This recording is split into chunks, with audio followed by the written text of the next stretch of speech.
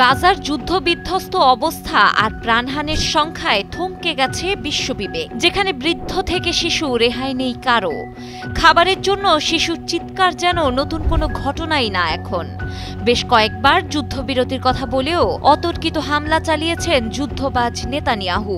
এবার আবারও উঠেছে যুদ্ধবিরতির কথা, কিন্তু ভিন্নভাবে। তবে কি মুক্তি পেতে চলেছে গাজাবাসী?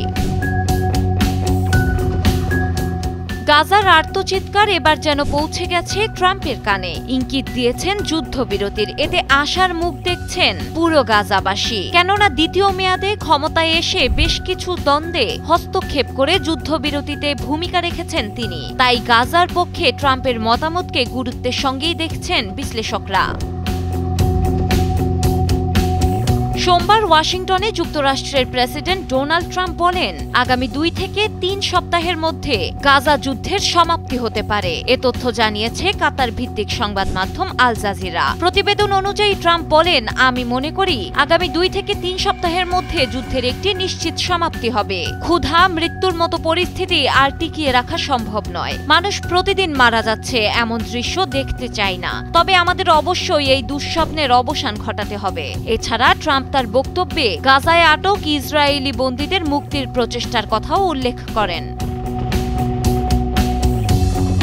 এর আগে চলতি বছরের ফেব্রুয়ারিতে ট্রাম্প গাজা থেকে সব ফিলিস্তিনিকে সরিয়ে দেওয়ার প্রস্তাব করেছিলেন, যা আন্তর্জাতিক আইনে জাতিগত নির্মূল হিসেবে বিবেচিত এবং মানবতাবিরোধী অপরাধ।